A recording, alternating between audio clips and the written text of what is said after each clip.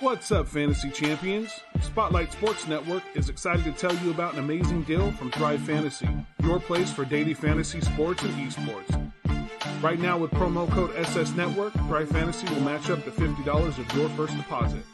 So go to thrivefantasy.com and sign up now with promo code SS Network. That's thrivefantasy.com, promo code SS Network.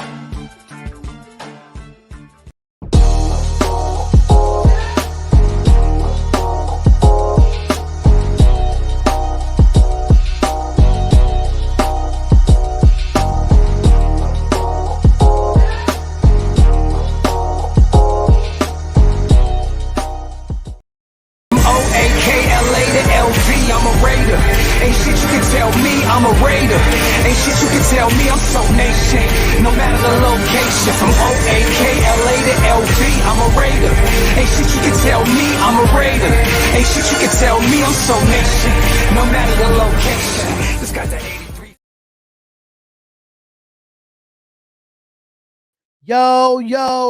Yo, what is going on, everybody? What is going on? It is your boy Darion coming to you live with another live video. Spotlight Raiders Talk is definitely in the building, ladies and gentlemen. It's fire, brother. Yo, Spotlight finally get able to see the Red Brim Raiders had at Liz out here in Colorado. I told you about it, bro. I told you about it. Shout out to everybody that's here on the Spotlight Raiders Talk and watching on the Spotlight Sports Network as well. We are here and we are live to celebrate the win, man. The Raiders are 4-2. You get a big win against a division rival against the Denver Broncos, 34-24. I say 34-17 because the other touchdown was in garbage time, 34-17. So shout out to everybody that's in the chat, from Kenny Mack, the Raider Carlos, J Dog 209, Jesse, all my moderators, all the people that has been a member of the Spotlight Raiders Talk. Make sure y'all become a member. If you do want to become a member, make sure you go check it out. Team Raider. Terrence, what's going on, Terrence? What's good, buddy? Manuel Rivera, what's going on? What's going on? Shout out to everybody, man. We are lit and we are live for another video. Dominic 5, Cool Kev, what's up, man? Temp, what's going on?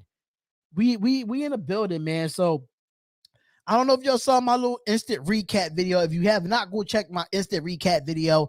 Make sure you go check that out, man. Make sure you go check that out. Tiffany Nicole, hello, sweetheart. Hello, sweetheart. What's going on with you? What's going on with you? Tiffany Nicole's watching. Valerie Lynn, what's going on, Team Raider? We in the building, y'all, but I don't know if y'all saw my actual video of the instant reaction of us winning 34-24 against the Denver Broncos. But like I said before, man, it's just the little things that we have to clean up. It's not really too much that I'm really going to say on this show. I'm going to let the fans call in and say stuff. Keith, what's going on? Yerp. What's going on, brother? But, you know, the fans are going to call in. If y'all don't see it in this corner here with the number, I'm going to let y'all know when the lines are open. I probably won't talk for like a couple of minutes because I really want y'all to come in and, you know, let your voice be heard on my channel, man, on my show, and just talk about the game. So now we're tied in the AFC West with the Los Angeles Chargers now. So now when it comes to it, we just got a ball, man. The Chargers need to lose one more game and we need to win one more game. We need to keep the foot on the necks going into these games. We got to keep the same energy that we had in the Denver game. We got to keep that same energy going against the Philadelphia Eagles this weekend, which I'll have a few content creators from the Eagles coming on to the channel this week. So you do not want to miss that. I love doing collaborations with other teams. Even though I'm a Raider till I die, I like to talk trash to the other team YouTubers. That's just me. Thanks for telling me to relax. Almost was about to get into it with the donkeys. Yes, man. Listen, you gotta stay relaxed, bro. Sky, stay relaxed. Sometimes they hate it that you have class because, you know, Raiders fans, we the type of fans that we like to fight. We like to fight. You know what I'm saying? We like to fight. So at the end of the day, Raiders looked good yesterday. We finally had our first touchdown on an opening drive. We couldn't do that in 5 weeks, y'all. And we need to keep it up. We need to keep it up. And the Raiders played really well today. Played really well.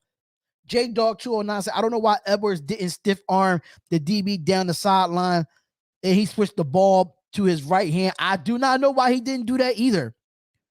I did not know why he didn't do that either, but Brian Edwards did show up when it was needed, but I think he needs to get going early. He needs to get going early when it comes to Brian Edwards. They got to keep going early. Yeah, we like to fight, but when we like to fight. One thing about the Raiders, we like to fight, but we fight when we lose. Don't fight when we win. You know what I'm saying? It ain't nothing to fight for when we win. They the ones that's the sore losers when we win. Is Philly 500 coming? I'm trying to get in touch with Philly 500. That's the guy I really want on the channel is Philly 500. That's the guy I really want. I might have 2 Eagles channels on here. I might have Key in the Building. Key in the Building is an Eagles content creator.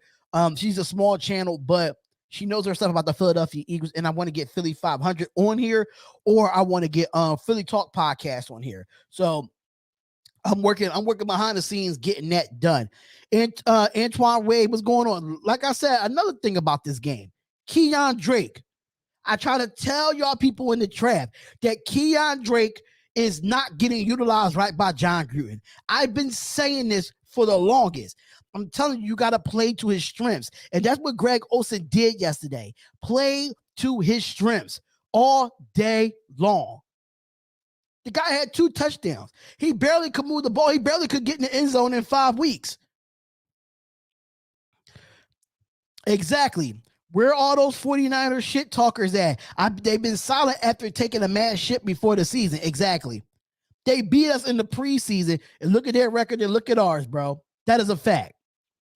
And, you know, we definitely got to give Greg Olsen a shout out. We got to give him a shout out because he was very aggressive in the first half. He got to get a little bit more. He can't be as conservative in the second half, though.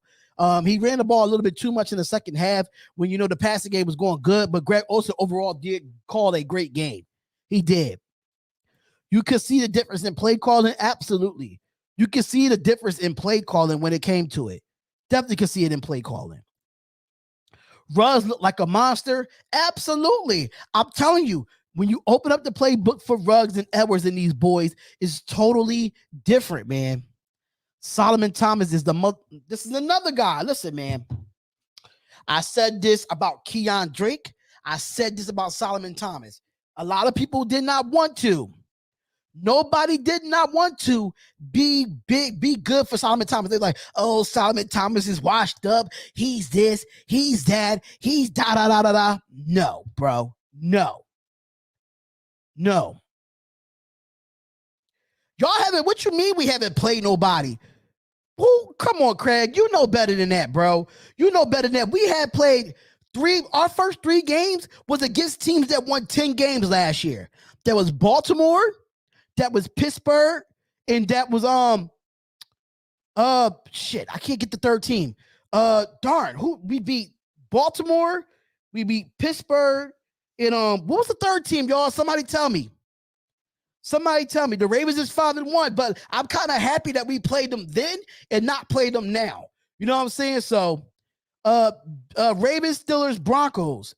But we got 4 wins, y'all. So when we went 3-0, who do we? Oh, Miami.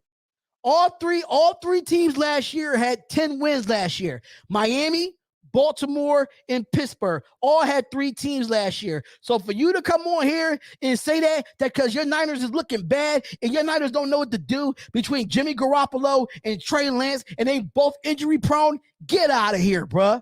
Get out of here with that. Shout out to Brandon Faison too. Denzel Perriman played a well of a football game. This defense looked good all the way around. And I have to say, Casey Hayward did get burnt on one play, but Teddy Bridgewater threw overthrew the ball. That's exactly what he did. He overthrew the ball, and that's at the end of the day, bro. Like, we finally got turnovers. Thank you, Scott Black. What's going on, Aaron Cortez? What's going on? He said, we finally got turnovers. I've been asking for it. We've been asking for weeks. We had 3 interceptions in this game in a fumble. That's what we had. That's what we had, man. We had 3 interceptions, bro. And mind you, AFC West is a tough division. It's a very, very, very tough division. Max Crosby looked good. This defensive line, even though this defensive line didn't have Darius Fallon or Jonathan Hankins, we still look good, man. We still look good. But I am going to open up the phone lines in the next couple of minutes because I don't really want to talk too much. I want to let the fans' voices be heard. If you want to donate to support the channel, if you don't want to use the super chat, you could definitely go up here and go to Cash App at Spotlight Raiders Talk. Or if you want to go donate to the channel, you could definitely do that. He said, I believe y'all a good team, but y'all like the Cowboys. Your luck will run out, bro. What luck? What luck? Y'all played against a bunch of bums and y'all still got a losing record. Y'all didn't play nobody good, but the Rams did. But the Rams and now the Seahawks without Russell Wilson. The Arizona Cardinals is way better than y'all. We're not going to even talk about the 49ers, bro, because at the end of the day, it's all about the shield. It's all about the shield, bro. It's all about the shield. Are you still concerned about the Kansas City Chiefs? No. I am not concerned for the kids. I can't wait to play them because I'm telling you right now, their defense is dead last in the league. Everybody's figuring out how to beat Kansas City now. And the thing about it is, Washington football team had a chance to beat them. That's the crazy part. The Washington football team had a chance to beat them, and they spoiled it. I am not concerned with no goddamn Chiefs. Absolutely not.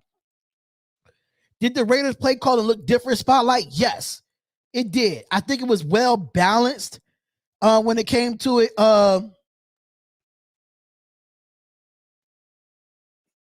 Oh, okay. I just got something there. My bad.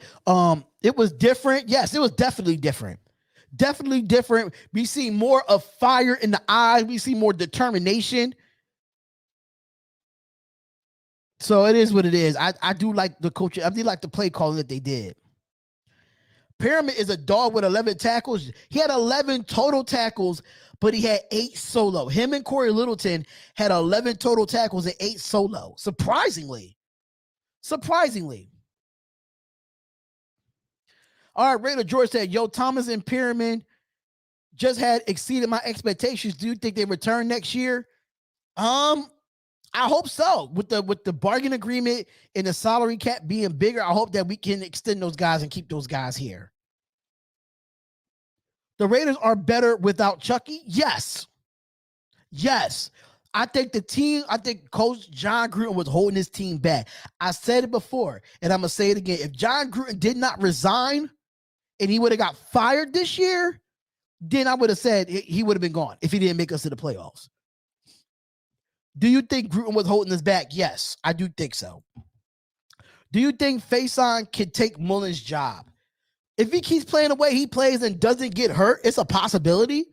But Mullen is Mullen's job to lose. For real. Is Trayvon Mullen's job to lose at the end of the day. Voy said, remember when Gruden wasted a pick on a punter? Sure did. I remember that.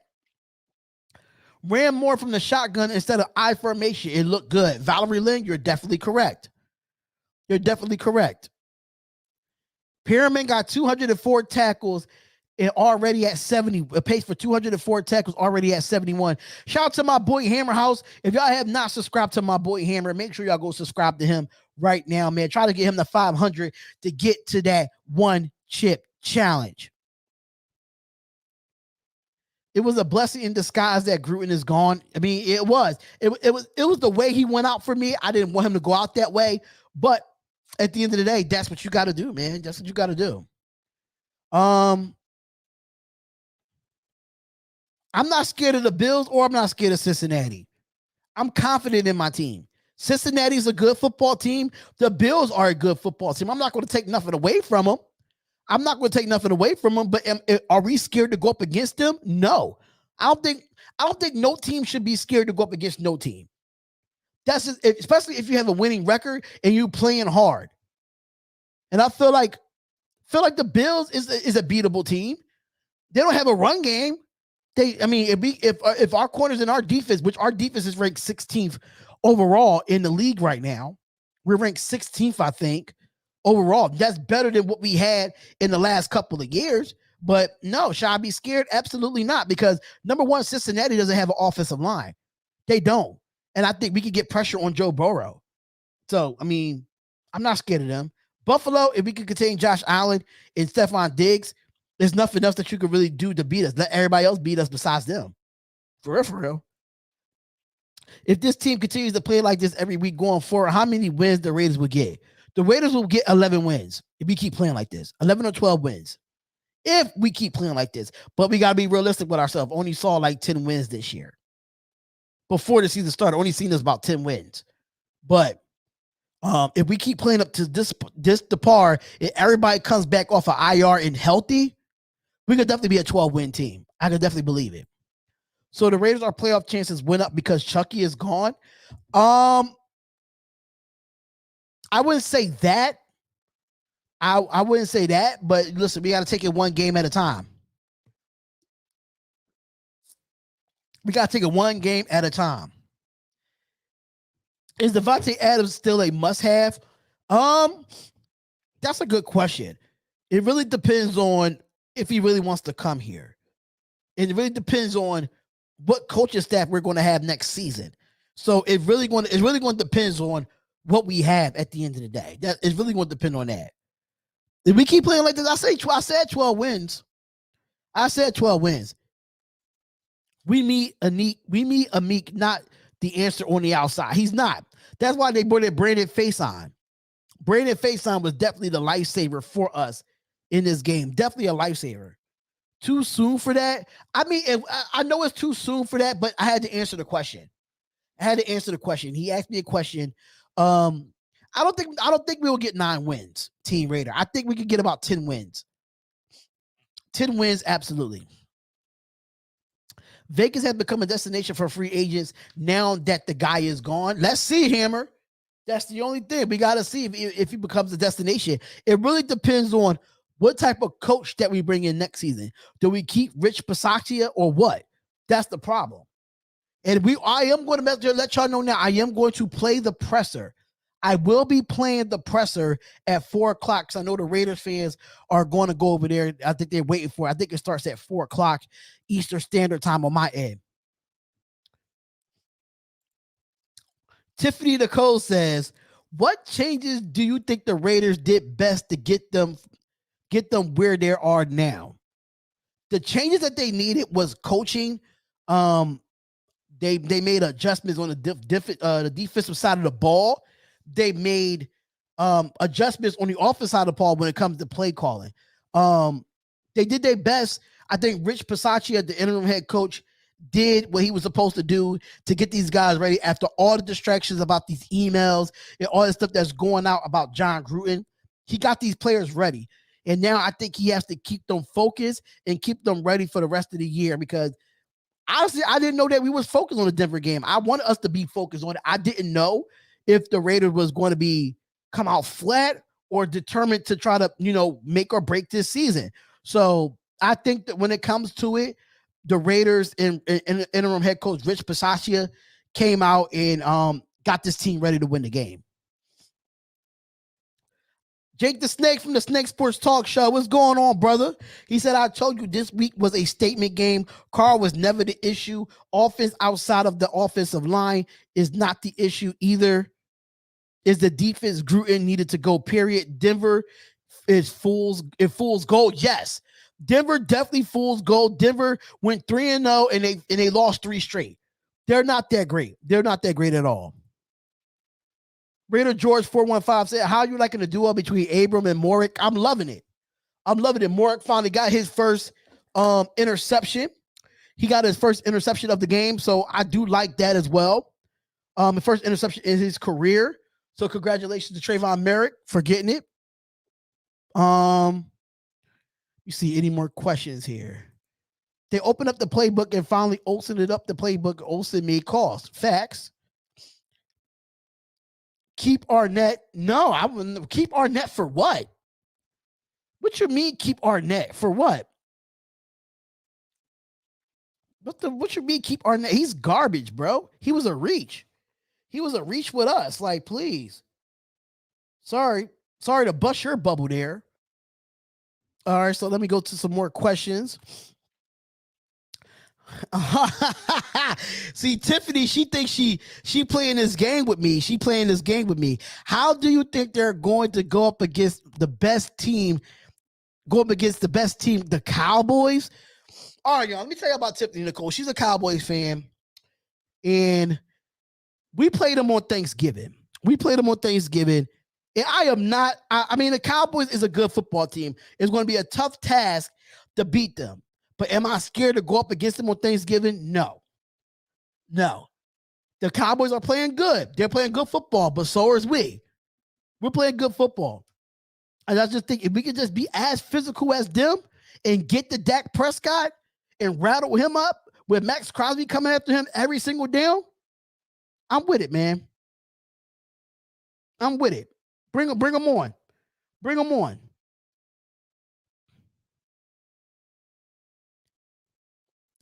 If he got an interception, y'all be acting different. I swear, no, I wouldn't. I'm going to tell you this why, Risky Productions. I didn't want Arnett in the draft. I did not want Arnett in the draft. Arnett was not the best player at the spot that we got him at.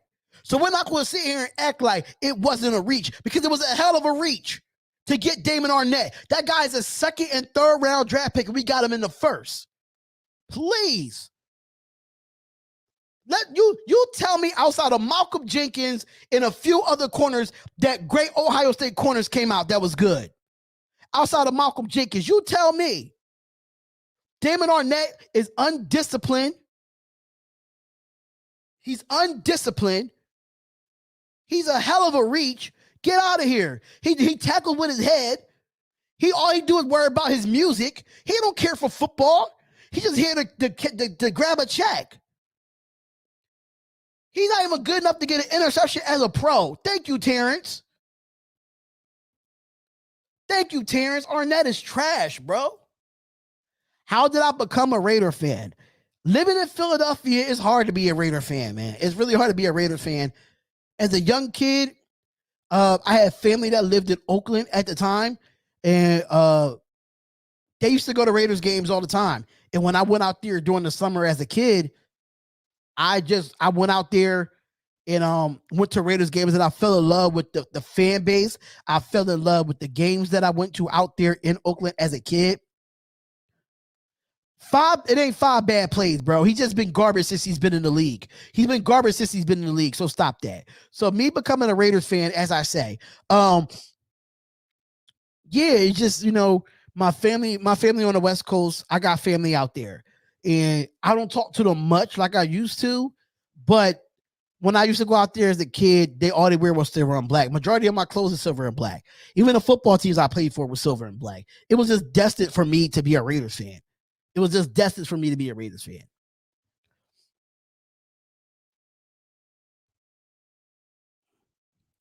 Not defending Arnett, but that's something they will say about Jonathan Abram, but look at him. But Jonathan Abram, the thing about this with Jonathan Abram, Roy, is that he wants to listen to his coaches now.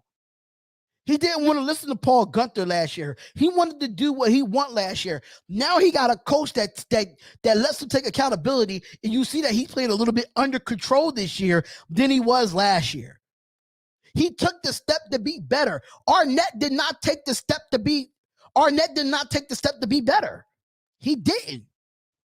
Let's keep it a buck. What has Arnett improved from last year to this year?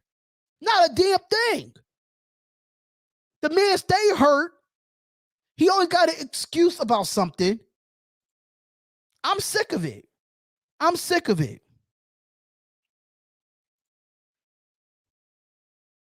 All right, so Gibby says, name 5 players you want to resign next year, and 5 you don't. I want to resign Solomon Thomas is one that I want to resign. Casey Hayward's another one I want to resign for next year. Outside of Casey Hayward, who else is on a 1-year deal? I think Quentin Jefferson is another one that's on a 1-year deal. As far as wide receivers goes, I'm not really worried about the offensive side of the ball. because I think a lot of them is not on 1-year deals. It's more on the defense side of the ball that's on 1-year deals. Well, it's about 5 players you want to re-sign that's on 1-year contracts, Ben. Darius, Fowline, Pyramid. It's majority on the defensive side of the ball.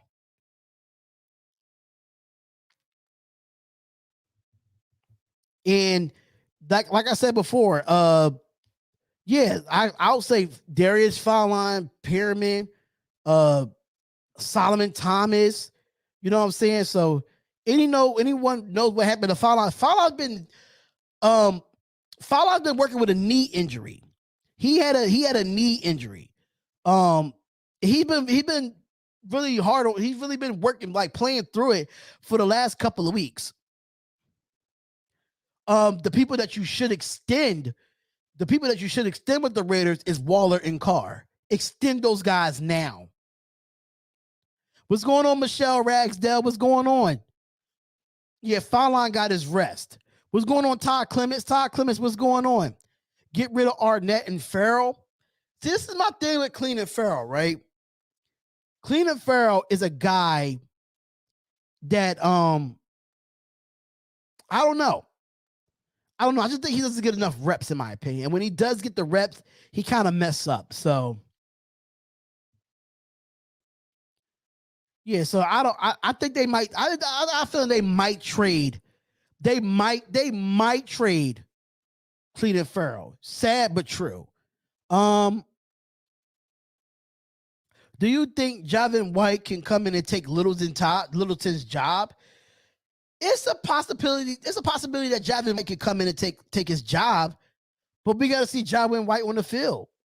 We got to see him more on the field. And I know he's nursing an injury right now. I know he's nursing an injury at this moment, but still, he has to get himself together health wise before we do that. Sign Renfro and Waller Carr. You mean extend them? Risky, you listen, in this chat, bro, in this Raiders chat, you cannot defend Arnett, bro. You can't. Stop it. Spotlight, Aaron Rodgers said, relax, we just won't Arnett won't see the field for the rest of the season. Go Raiders. I don't see Arnett seeing the rest of the field for the rest of the season either. I don't see him seeing the field, but they're going to put him in as well. Yeah, Damian Square looked good yesterday too. Damian Square played an awesome game yesterday. Shout out to Damian Square. The boy balled out. I could definitely say that. Littleton is just not. Let me say something to y'all. Y'all can say whatever y'all want about Littleton, but him and Denzel Perryman had 11 total tackles, and they both had 8 tackles that was solo yesterday. So say whatever you want about Corey Littleton. Say whatever you want, but the boy had 11 total tackles and 8 solo, just like Denzel Perryman.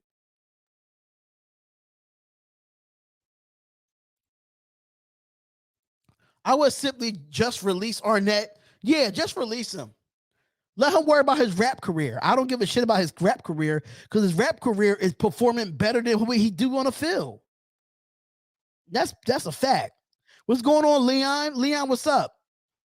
Props to you, man. We always don't agree with you, but especially about Gruden. You were right. The team looked better without him. I try to tell you, man, this team looked better.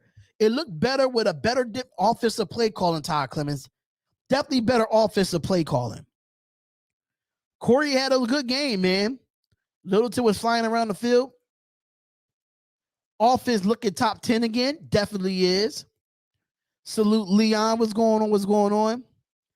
His rap is trash too. See, I never watched his rap. I never listened to his music. I never listened to his music either, so that's different. Arnett is a bust. One of Gruden's bad draft picks. That's a fact. Michelle says, you're right. It seemed like he's putting the football on the back burner talking about Arnett. Yes, he's putting football on the back burner. That's just how I feel about Arnett. That's how I feel. Raider Koja, what's up? What's up, Spotlight? How the offense should flow every week. Awesome win. Absolutely. Absolutely, bro. Absolutely. Littleton is earning his money. Facts. He's learning his money. Where did Faison come from? Okay, so I don't know if y'all knew, but Graphk put a video out there about signing him from the Chargers practice squad. Mind you, we lost to the Chargers in week 4, if I'm not mistaken. We lost to the Chargers in week 4. And right after we lost to the Chargers, the news came out that we signed Brandon Faison to the Chargers off the Chargers practice squad. He got signed to our practice squad and got moved to the 53-man roster because of Trayvon Mullen being hurt and Arnett being hurt. He didn't start this game, but he played in this game and played well. He played very, very well. I think that was a sleeper pick. He's a bigger corner, too. He's like 6'2". He's not short. He's physical. He balls out. He balls out, but he's definitely dope, man. He's definitely dope. I say too soon. It looked better than we have our shines with Gruden, but let's see how it continues. I think we just look like a completely different football team without Gruden. In my opinion, Gruden has so much power over this team. It seemed like you seem like you couldn't let nobody be great. Everybody looked great yesterday. I mean, we had some miscues, we had some flags. That's part of the game. It's going to happen like that. But at the same time, I still feel like, that was going to happen. I feel like John, they came in here, man. They came in here and balled out. Carr, 4 TDs against the Philadelphia Eagles. I gotta do some more research before I even make any bold predictions. The last time Carr played the Eagles, it's a couple years back, and I think we lost to them. If I'm not mistaken, we lost to the Eagles a couple years back when we played that whole NFC East division. Meek looked bad yesterday. Yeah, he did look bad yesterday, and I was kind of shocked because I was rooting for the guy. I was rooting for him to be the guy. I was rooting for him. All right, so Faison over Meek easily. We lost to the Eagles last time. Yes. We lost to Christmas night. It was Christmas night that we lost to them. All them Donkey fans are salty. Raider Carlos said, Meek can play. He can't cover big receivers because he's short. He played Mike Williams solid though. He did. But the last 2 weeks, the last couple of weeks, he's been kind of like, Yeah, it was 10-19. Is that the year the Eagles went to the Super Bowl? I think so. If I'm not mistaken. I think so. Awesome to see a dude from Philly being a Raiders fan. Ha! Facts. I don't wear that ugly behind green. I would never wear that green. Never wear that green. Absolutely not. All right, so I am going to open up the phone lines for y'all, ladies and gentlemen, before the presser comes on. I'm going to get a few calls in before the presser come on, so we could definitely hear that. We got 30 minutes until the presser comes on. Do y'all want to wait until the presser is over and then do the phone calls, or you want the phone calls now and listen to the presser then? So make sure everyone hit that like button and subscribe to the channel. If this is your first time ever being at the YouTube page, we would suggest that y'all subscribe and hit the bell button and get the latest news in all Raiders news, ladies and gentlemen. But we just trying to check here. We are 30 away, y'all. 30 away, if I'm not mistaken. Actually, we're 40 away. We're 40 away from 6K. 40 subscribers away from 6K, man. Oh, you want to do the presser first? Okay, that's cool. I will open up the lines after the presser. I'm saying right now, Faison might take Mullen's spot. It might. He might be able to take Mullen's spot. It's a possibility there. Second time on your page is fire, bro. Thank you, man. Thank you. I appreciate it, man. I appreciate it. Meek against Devontae Smith coming up would not be a bad matchup at all. But this is my thing, though. Only one nation. Devontae Smith is 6'.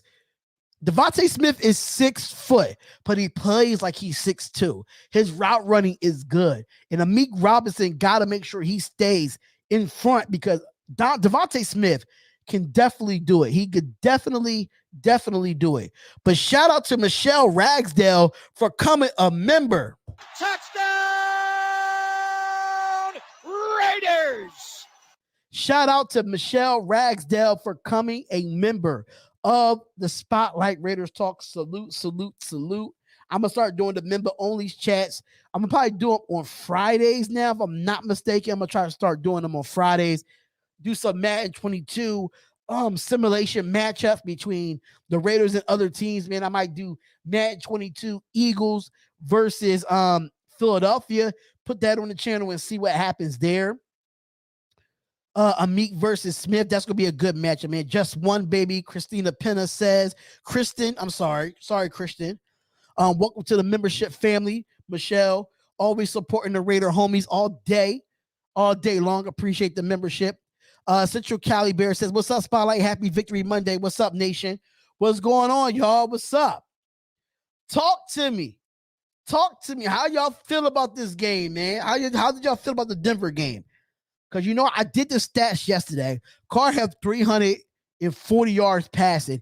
Only been sacked twice. But those sacks came off of blitzes. They didn't come off the four-man front. So I got to be like, salute to the offensive line outside of Alex Leatherwood. You know how I feel. Y'all know how I feel about him. Y'all know how I feel about Alex Leatherwood. Y'all know how I feel about him.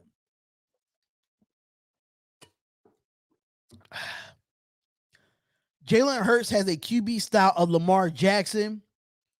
If we contain him taking off, we can lock their offense down.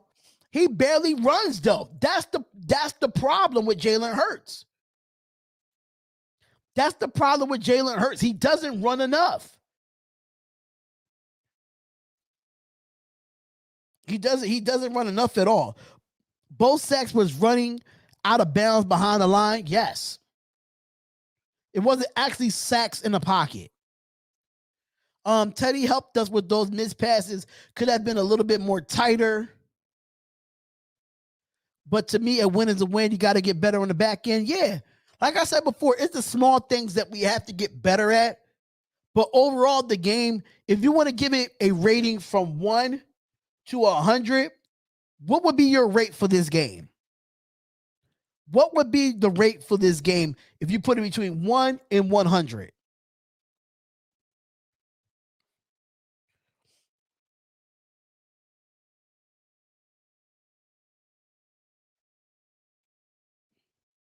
Because me personally, I put it between like an 80 and 85. That's what I would do. I would do an 80 and 85. Probably 90. I'll probably say 90. Because I only reason why I will say 90 because I predicted that we would score 34 points.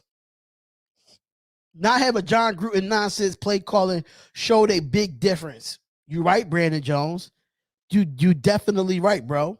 I'll put it at a 90. I'll say at 90 for this game just because we put up 34 points and I predicted it. I predicted it, so. Nice just because Carson missed the field goal. Yeah, we would have had 37. It would have been 37-24. It would have been a 13-point win instead of a 10-point win. I've been saying this a long time, Team Raider. John Gruden was not utilizing Kenyon Drake correctly. I said it, and I'm going to say it again. He wasn't. It should be 100 because we shut everyone's mouth after firing out head coach and winning a divisional game. Yeah, but you got to think about we had some miscues. We had some things that takes off points on why it can't be 100. But I get you there, though. I get you there. You have a valid point on why we should be 100. J-Dog, exactly the same time they're playing garbage time for TDs. It's funny how analysts said the Broncos were for real in the last 25 games and they haven't scored on opening drives and they don't even believe in the Raiders. Let the analysts say what they want to say. We believe in us. As a Raider nation, we believe in us. Forget what those mainstream analysts have to say. Because at the end of the day, The Raiders believe in the Raiders. We don't need no validation from the rest of the league. We don't need validation from NFL Network. We don't need validation from FS1. We don't need validation from ESPN. We do not need that validation because the Raiders is always going to be against us. And when they start talking about us, we end up losing. The team believes, the nation believes, and that's all we have. That's all we have. If we go to the playoffs, do we keep the same coaches? I think we should. I think we should keep the same coaches. I even know people say that we go out and get this coach, go out and get that coach. I think we should go and keep the coaches that we have. I don't want to see Gus Bradley leave this defense next year. I just don't want to see it. I don't want to see it. Shout out to Black Raider WP with a $2 super chat. He says, going to send you a Leatherwood jersey for your birthday, bro. My birthday's March 2nd, bro. Send me a Leatherwood jersey and watch what happens. Facts. Never have and never will. No one believes in us. No one believes in us, and I love it, and that's when we win. That's why I let them keep talking bad. Let us keep being an underdog because I don't like it that, oh, they got us winning the game. Let's say the Raiders lose every week. Say the Raiders lose. I don't care what the ESPN analysts say. Say we lose every week. I bet you we come out swinging.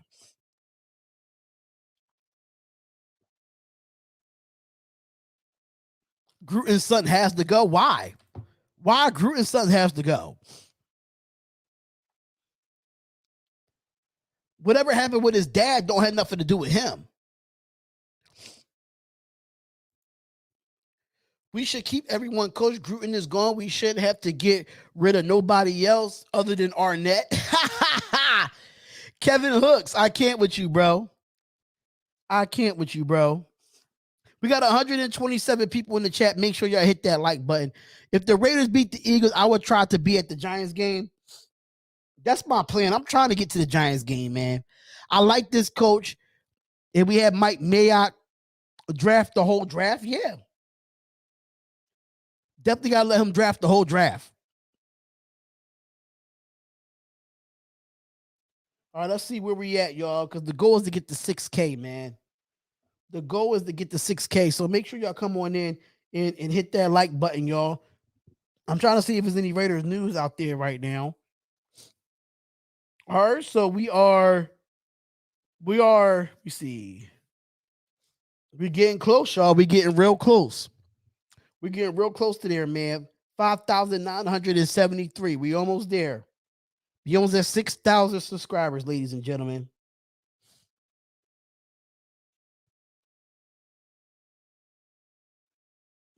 But what's up, y'all? What's up? How you going to nickname yourself Netway and be on the bench? I don't know why.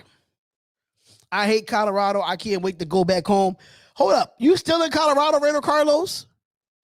More likes, more likes, more likes. Come on, people. Hey, show love to the channel, man. Show love to the channel. Jay Glazer reported that a bunch of Raiders players went to Gruden's house to say goodbye. When? When was that? When White comes back in Mullen, we going to be a scary team. Almost there need to be consistent. Next game will be telling them Miami and Chicago got to put the foot on their necks and keep it there. Exactly. Leon, you're right on point. Leon, you're right on point. We are 15 minutes away from. What's going on, Anthony? King Savage, what's going on? I know I saw you in here too. But what up, just be you? What's going on? What's going on? But we got almost 15 minutes until the presser comes on. You on early? Yeah, I'm on early because I got to do some other things after this. That's why I'm on early, and I usually be on around this time when it comes to the pressers. I definitely want to do the fan call-in show. I said I wasn't going to talk much, but darn, I just lost my train of thought talking about it. But We just wait for the pressers to come on. That's why we just chatting. And then I'm gonna have the fans call up and talk. Josh Jacobs is playing like his rookie season. I don't know about that, but the offensive line was more effective. If they keep this same unit together and keep practicing and it gets more continuity in a week and we don't have injuries, Josh Jacobs is going to turn into that guy. I don't know if he's going to make it to 1,000 yards this season.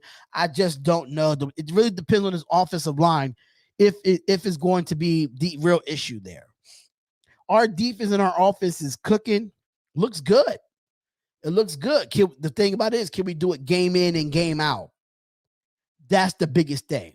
Can we do it? Can we do it game in and game out? Because if we can't do it game in and game out, then that's going to be a problem. Richie will be back soon, but Richie is just one person on the offensive line.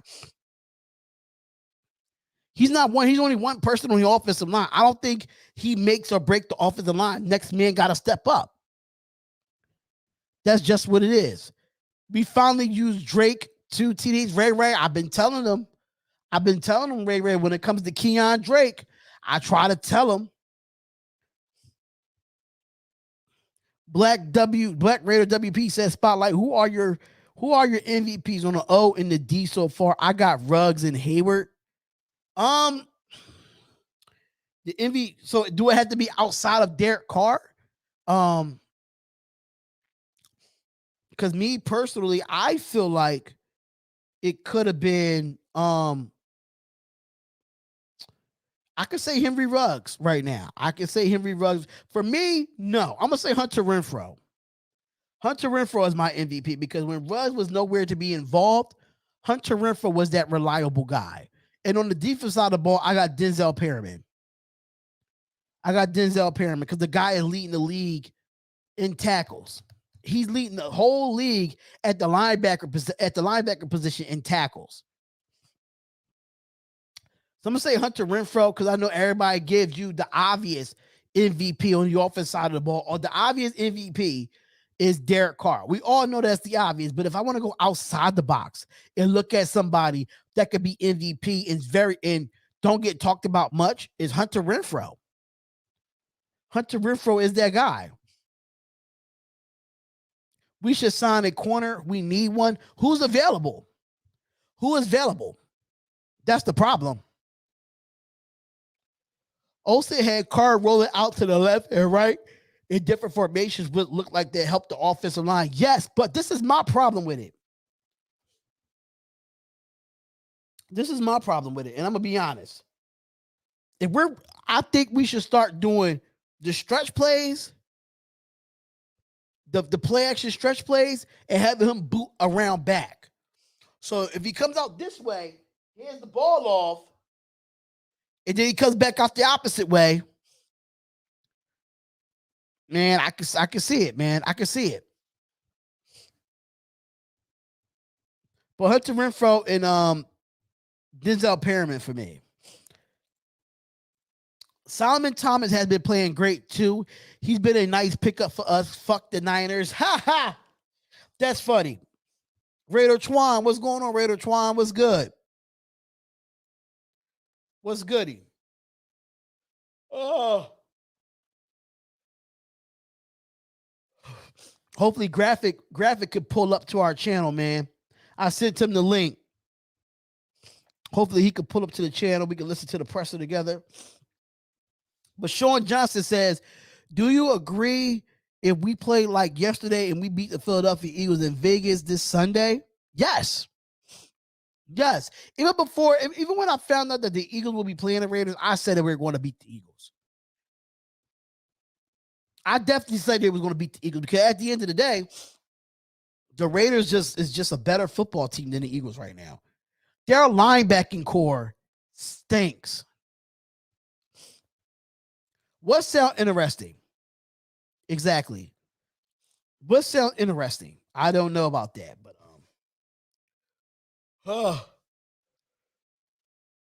I've been up since 6 o'clock. Not 6 o'clock. I've been up a little bit earlier than that, but still, I mean a little later than that.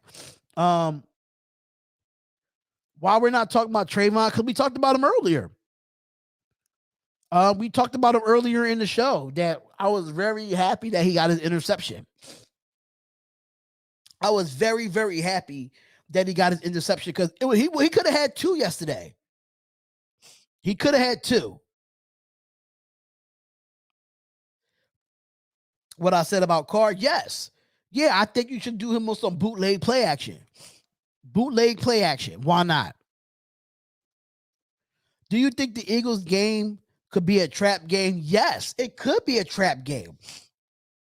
We just can't get ahead of ourselves as the an organization, as a team.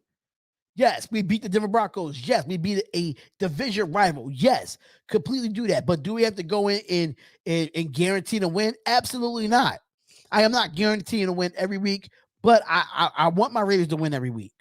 But at the same time, it's really up to the Raiders to come out if they really want to play. And I think it's time. It's time for the Raiders to come out and play and start making a run for the playoffs. We have to show up. Have to show up. Y'all show up an hour late and ask the same questions. Ha! I know, right? I know, right? You meant Graphk. Did you see the special show on his channel tonight, Spotlight? Yes, I did see it. I was on his Coffee and Convo with Hammer's house earlier today. So yeah, I heard about his special show tonight. The tribute to Raider Rob that passed away. That was the leader of the Black Hole chapter. Rest in peace to the guy. He was the Black Hole chapter. A lot of people from the Black Hole is probably going to be on there. Violator's going to be on that show as well. So make sure y'all go check out Graphk Raiders channel as well. I want to say bring in Mariota on third downs. I'm nervous to even put Mariota in the game because I don't know. One play, he might be like, oh, my quad, my leg again. Typical of him. Typical.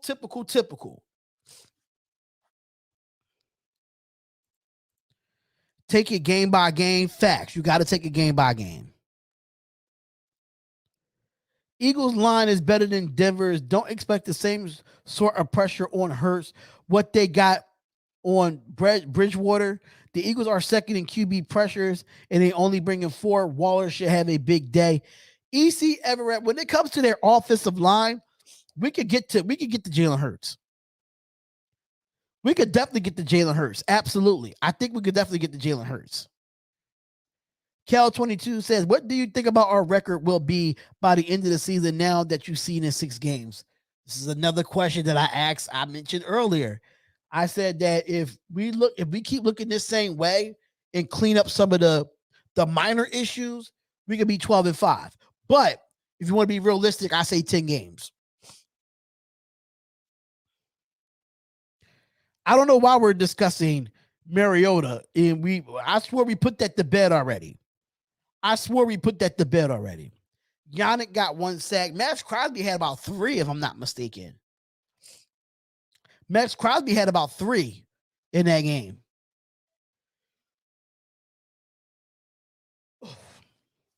Sean says, I was happy for Rich Bisaccia with the first game as a head coach, especially the way he brought into this overcoming in diversity last week. You got a point there, Sean. You got an absolute point there.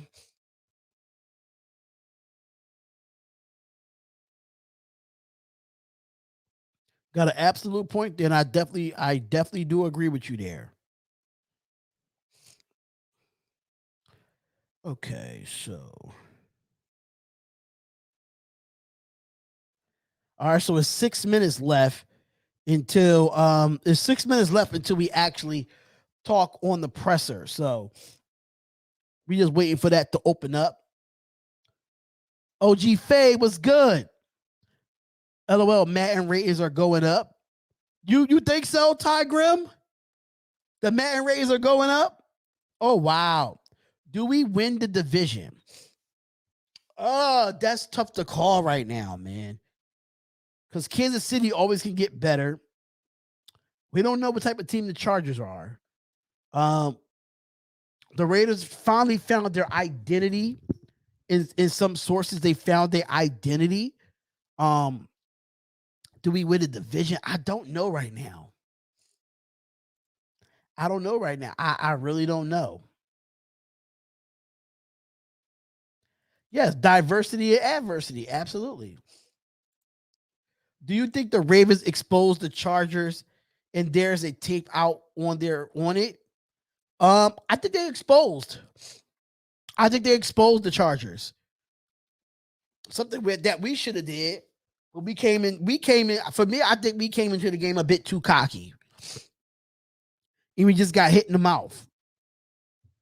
What's going on, OG Daniel? What's going on, OG Daniel? Thank you so much for, thank you so much for everything. Make sure y'all go subscribe to the Chronicles of the Black Hole. Make sure y'all go subscribe to that channel, man. Dope content. If you want that old school Raiders content, make sure you subscribe to the Chronicles of the Black Hole. Players are vibing well with Coach Rich. Facts.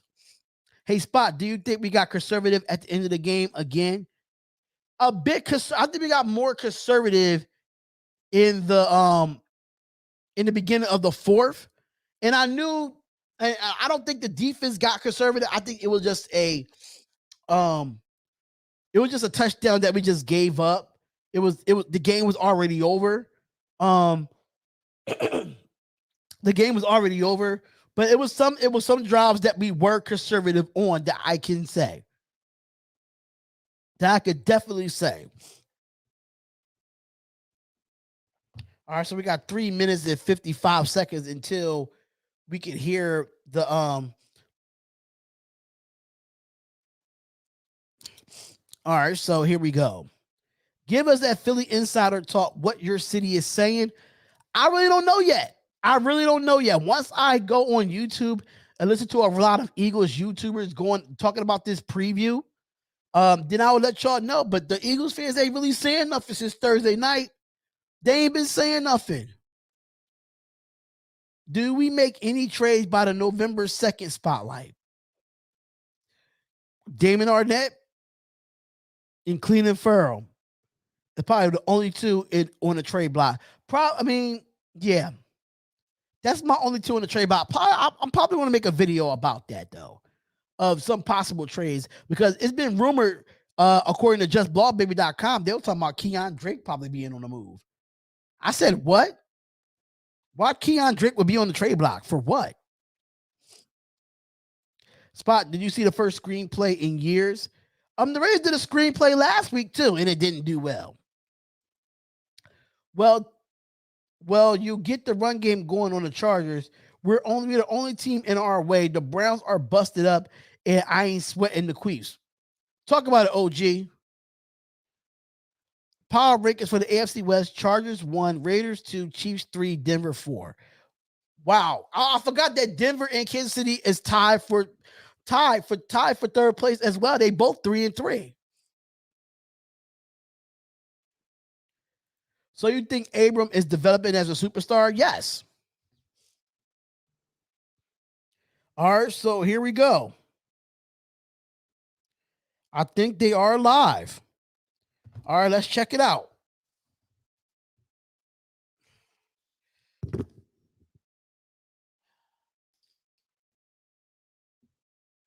All right, let's check it out, ladies and gentlemen. All right, we're just waiting for it right now.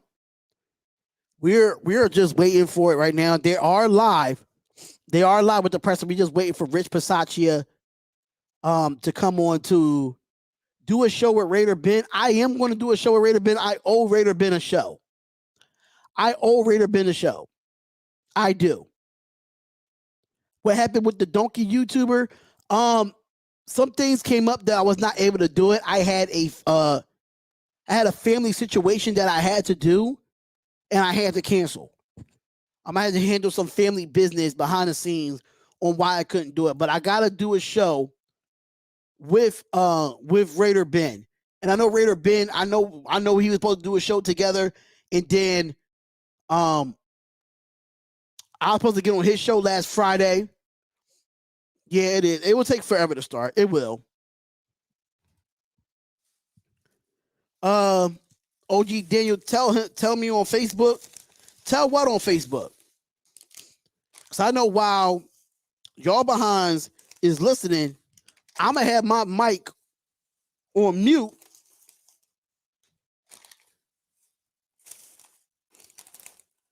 and I'm gonna have my snacks with me. I'm gonna have my snacks with me. So let's see what's going on here. Let's check up on it. Yeah, I'm waiting for it to start. I'm just waiting for it to start. Let me go back through these comments real quick. Raider Carlos, I'm not going to comment about stuff like that online. What does that mean, OG? What does that mean? Bernard, what's going on, brother? I don't know how y'all go off these PFF grades. I love Jonathan Abram. I think he's improved, but I do not care about PFF grades. I don't care about them. Better keep an eye on the Bengals. All right, so it's about to start. I had to stop the music. Better keep an eye on the Bengals. They look like the second best team behind the Ravens in that division, 4-2. And with the 10th in offense and defense of both, that's going to be a great game. Sean said, do you feel the O-line helped in one of their better performances yesterday this season spotlight? Yes.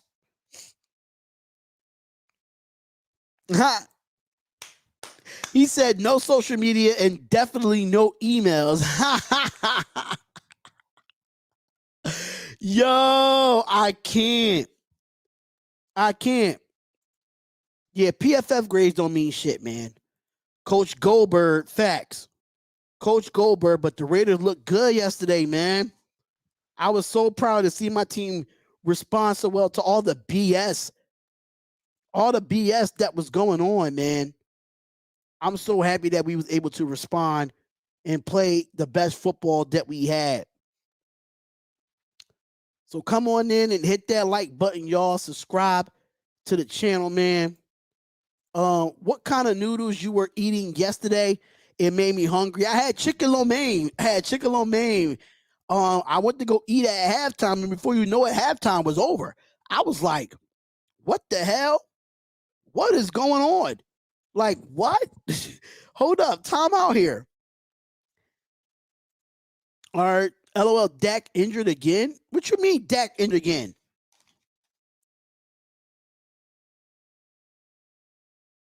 I don't hear anything about Dak. He got a bye week, though. Oh, he should be all right then if it's just like a minor injury. All right. Play called and switched up Carr. It seems more free. It was refreshing. Yeah. He seemed like he was more free. So we're just waiting on the press conference. Press conference live. They got a little commercial going on. Raiders got their own little commercials going on. A calf strain. He's all right. Yeah, he's going to be good. Yo, Spot. Trayvon Diggs is overrated. I don't know about that, bro.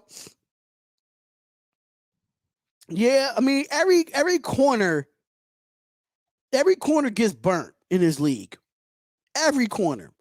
If you tell me a corner that didn't get burnt in this league, please tell me a corner. Because every corner gets burnt in this league. He's on pace to allow the most yards, but he has the most. I think he's the top key. I think he's a top corner in interceptions, though, if I'm not mistaken. Carr had great numbers again, 341 yards, and spread it out to everyone. Yes. He's like a young Marcus Peters, a.k.a. Sherman. Not weak. Yeah, he's not weak at all. He's definitely not weak at all.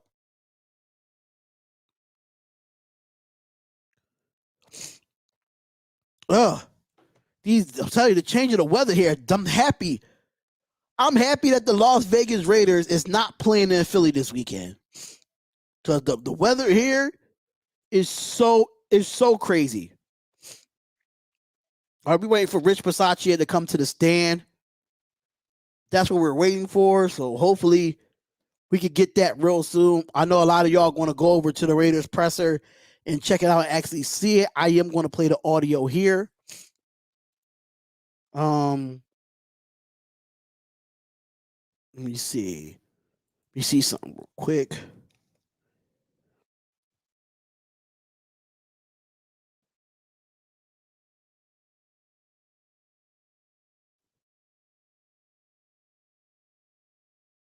All right, so here we go.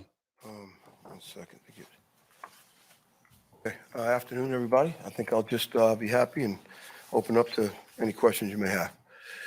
Coach Q Myers, Radio Nation Radio 920. How you doing, Q? What were your feelings on just the way the team rallied yesterday and really came out with a sense of purpose?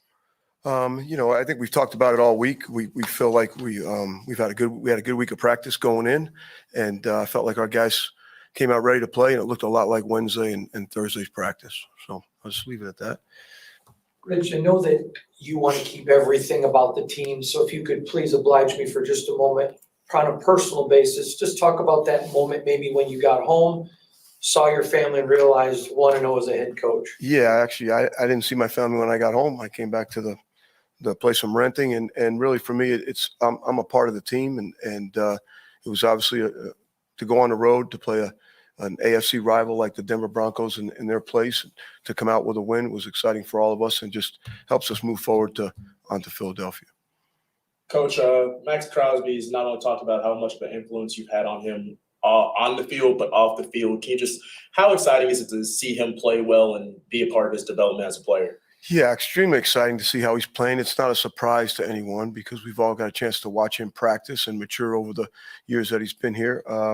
We loved him coming out of the draft, and he's had a big influence on me as well. A lot of things that he's gone through and conversations that we've had, they've helped me grow as a man. They've helped me grow as a father and a husband, and I know he's doing that with a lot of other guys. Him and Darren Waller, the story they have, the people they're helping, it's inspiring to all of us. So he's awful kind with his words, but he's done it to me as much as I may have done it to him. Rich, Sam Gordon here, Las Vegas Review-Journal. Just to kind of piggyback on that, obviously Max is part of what's been a much better defensive line this year. You guys are, I think, 75% to your sack total of all of last season. How much do you feel like that improved pass rush has keyed this 4-2 start, big picture? Certainly. We, obviously some key acquisitions in free agency, getting Yannick and certainly getting Q and Solomon, and they're a great group together, and we're just building off of what we had to some degree. But those guys have added not only a veteran dimension, but a size and a quickness and a urgency to practice and an urgency in meetings, and they do everything right in the weight room. So I think they've given us a little bit of an identity up front of what it's supposed to look like from walkthrough to meeting to practice now into the game, and they feed off of each other. So I think it's been a good identity for us as we go forward on defense. Rich, after you got to watch the tape, was there anything that particular that you were surprised at in a very positive way? Maybe something that was a big concern that the team addressed well? Just maybe what your biggest positive surprise was from that game? Not really. Just I think we looked at what we did. I think if you look at to come out with turnovers, 4 turnovers on defense, and then I think the field position that was created by the kickoff team, I thought they really played well. And then AJ had an outstanding day. Certainly the altitude, can play a factor in that. But to come out and have the first drive go down and score, and the last drive before the half to go down and get the points, the big play to Kenyon in the corner, and then obviously the first play on offense of the second half to get points. So I think they came out with a good plan, a good purpose to them, and it gave us a good start in both halves and a good finish. Regarding the field position, was it intentional to have Daniel, not kick the ball in the end zone? Was that a opponent specific, or was that just part of your philosophy as a head coach that you want to try and pin him inside the 25? Well, I thought we feel like we've been playing pretty well on kickoff the last few weeks. We haven't had a lot of attempts at it. We've kind of tried to do it where we thought it would be advantageous to us. And I think going up into there, we felt like, again, we were playing good. Daniel knows the stadium pretty well. It had something to do with the wind. We thought we could put the ball a little bit outside the numbers maybe. And the sun was a little bit of an issue early in the game. So that's had a little bit to do with why we did it. But again, field position ended up being good for us. Got multiple sacks and multiple turnovers, like you mentioned. Is that something you just preach about? And they come in bunches. When you get 1, you're going to get 2. When you get 2, you get 4. Yeah, I think that's Coach Marinelli and Coach Bradley. It's constant about not only do the sacks come in bunches, but the turnovers come in bunches. We went a few weeks without a turnover. All of a sudden, we come up in a +4 category. Multiple sack game that Max went through, and then the big sack in the fourth quarter by Q was actually big help to us as well. And if you look at the games that they're running, you can't discard what Yannick's doing on the outside. He takes a lot of attention. So I think it's their group. It's Coach Marinelli. It's Coach Bradley. Everything comes in bunches, right? So I think they're just kind of living off of that and feeding off of that. Coach Square really stepped up and played extremely well on your defensive line. Would you talk about his performance, please? I think I alluded to it after the game. Squares really had good practices. You know, we don't look at a lot of our practice squad guys as being whatever that may be. Everyone has a chance to compete and show what they can do in practice. Wednesday was a padded practice for us, and we felt like we got some quickness and some push out of square in practice, and we felt like we could use that going into this particular game. So it ended up being good for us. You kind of joked around yesterday about kind of how the headset, you were kind of having problems with the headset. Was there anything else, just as far as going to your first game as a head coach, any adjustments or anything that was a little different that you wasn't expecting? No, I to be honest with you, the best part for me was when we got on the grass, I just felt like we were getting ready to play a game. You know, I still kept the same responsibilities for the most part in the kicking game. And then I just had a chance to communicate with Gus and Ole, and their demeanor during the game was outstanding. It was easy for me to communicate with both. So the button in the beginning and where the cord was, drove me a little bit crazy till I got it figured out. But that was really it. How much does it help having multiple head coaches with that experience on the staff and, you know, Tom Cable and Marinelli and also Bradley? Yeah. And then, you know, Richard Smith has been a defense coordinator and Edgar Bennett has been an offensive coordinator. And so I think that the unique thing about all those men from my perspective is they have no personal agenda. They have no ego. They understand it's collective. And I think that's what makes the players at ease a little bit, to understand that we're all really trying to do this thing together. Can you walk us through the challenge there late in the game? Just what did you see, and what was it like to get your first challenge out of the way? Yeah, I just thought just challenge it, see what happens.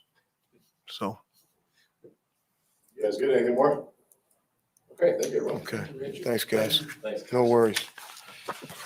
Well, welcome back to Raiders Press Conference Show Live. You just heard from interim head coach Rich Bisaccia following his 34-24 victory in Denver. He is 1-0 as a head coach. And EA, let's talk about one of the worst weeks this franchise has seen, putting out their best performance on Sunday on the road against a divisional team. All week we heard about the character in the room and why they felt confident in what they were able to do. The Raiders truly were able to show how resilient they can be and how they were. Yeah, I think all this stuff, when you talk about it, it all comes down to, are the players available and have an opportunity to really get on the practice field and then practice their way through all of the noise, practice their way through all the madness. And you heard him say several times that practice was key, particularly on Wednesday. You can have a padded practice, be very physical, guys running around. So you're really concentrating on how the guys can kind of elevate and find a way to just kind of come together and figure out how we can best prepare and then play on Sunday. They were able to get through that. So now the planning phase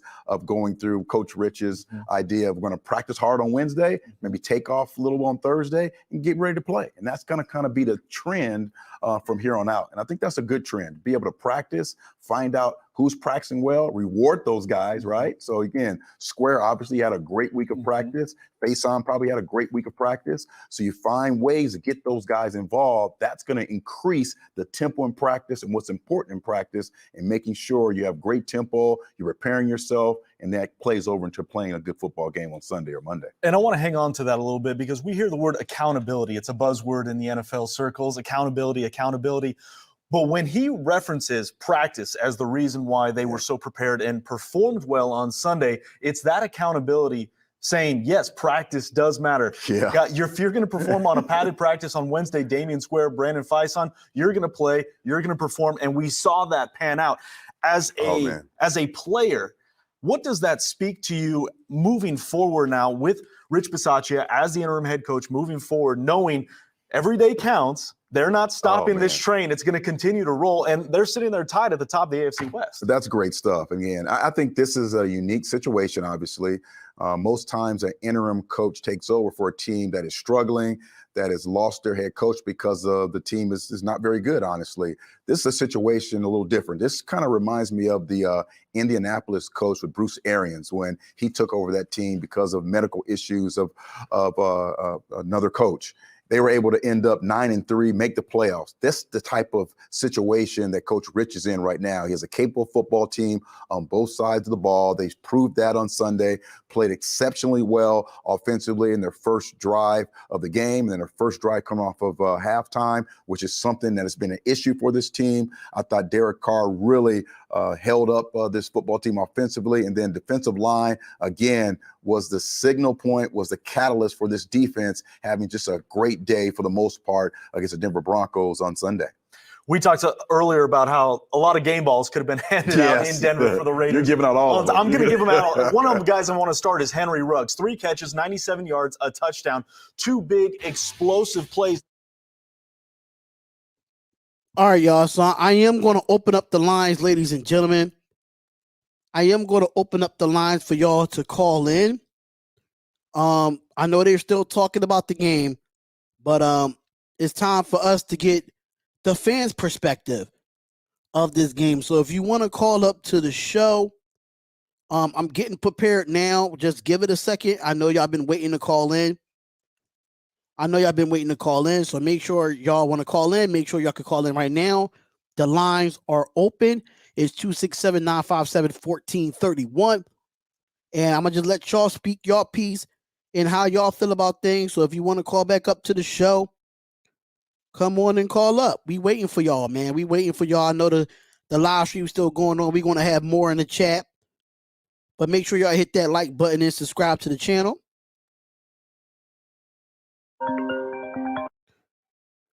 All right, so thank you for calling the Spotlight Raiders Talk with Darion. Who is this and where you calling from? Hey, man, it's OG from South Carolina. The OG himself. I knew that was you calling. I knew it was you, my guy. What's up, OG? What's up, man? Just a really good Sunday, man. A really good Sunday. Just chilling, just putting thoughts together for the video I was putting out today. I didn't want to see anybody else's stuff till I already published it. So you're the first show I've come on. No, man, it's just, I think the Raiders got unleashed. You think so? I think so. I mean, I'm sorry, but I was starting to wonder if this game had passed Gruden by and his conservative play calling and all that. And I always made fun of Greg Olson. I'll admit it, I was wrong. That man opened up that playbook and just unleashed Derek Carr.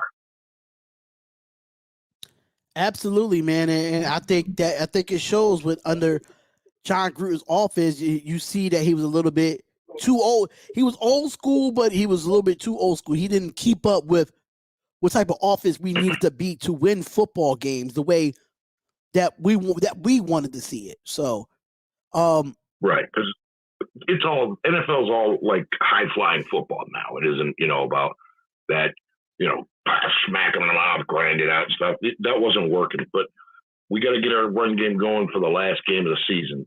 Then, because we can beat them. We can beat the Chargers.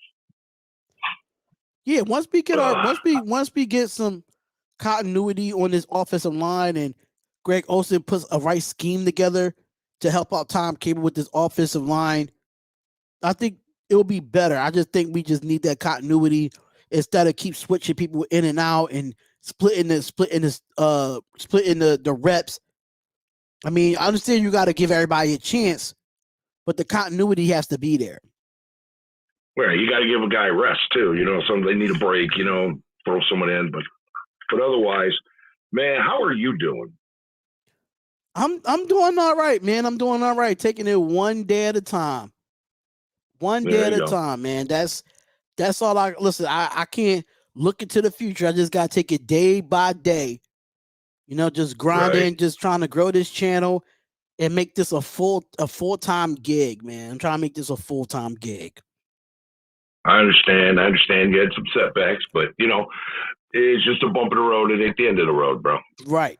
It's just a bump in the road. I mean, if you look at the most successful people in life, they failed before they got success. So you got to keep trying until you find the right thing, and then when that right thing comes around, then that's what happened with us. We took a bump in the road. We lost 2 straight. We took a bump in the road. And we bounced back against Denver on the road. So, yeah, I mean, about the team. I'm talking about, the things you're trying to do, get back to full time on this and all that, no, I'm just giving like an example, Right. Same thing applies. Right. Same thing applies. It applies in life. I understand, man. You know, I understand. I've been there. Right. I've had a lot of bumps on the road, but I got a longer road. I'm older than hell.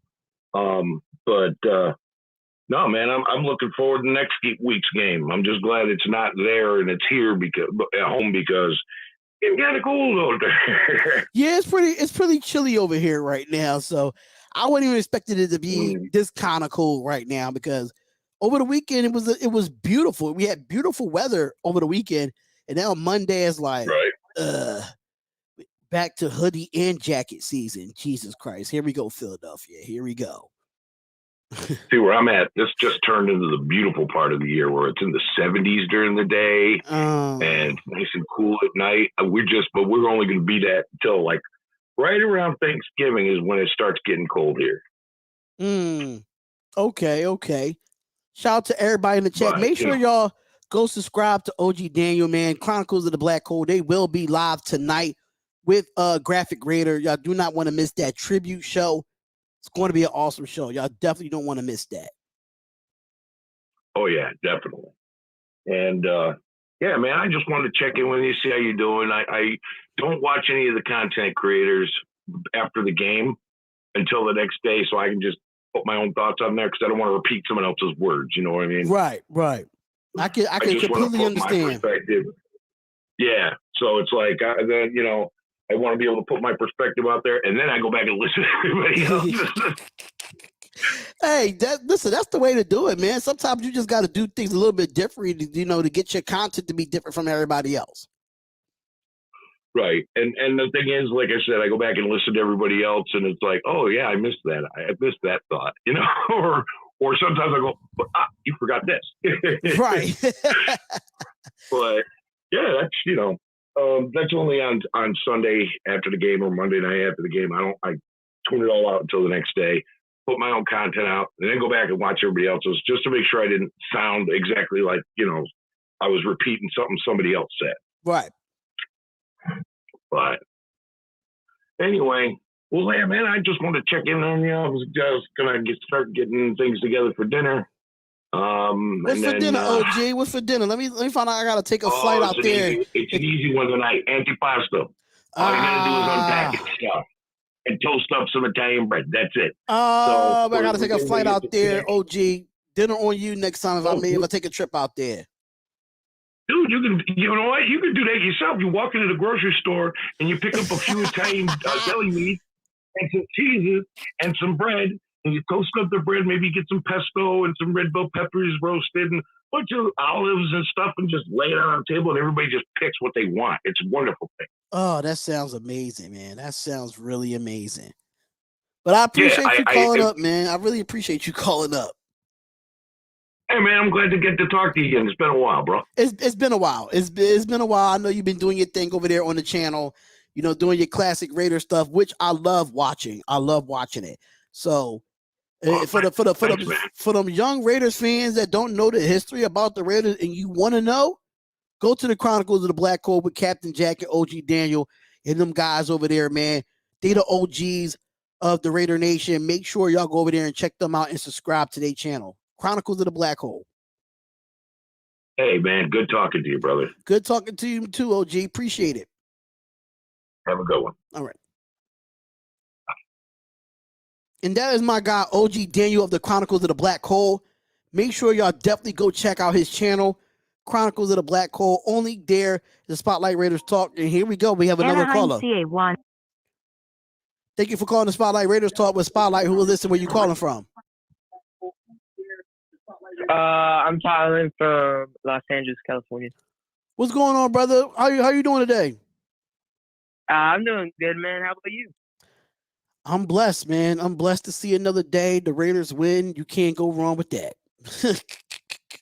Man. I mean, I wish I could be, you know, I'm a Colts fan. I'm not even a Raiders fan, but I just wanted to come in here and kind of say hi. And, I kind of feel happy for the Raiders right now, man. Like, obviously Chucky left, and there's a lot of questions whether, like, would the Raiders still be good without him, or would they fall? And, that question was answered. Absolutely. And, I ain't gonna lie. I picked the Colts to win in my money line yesterday, and they did their job.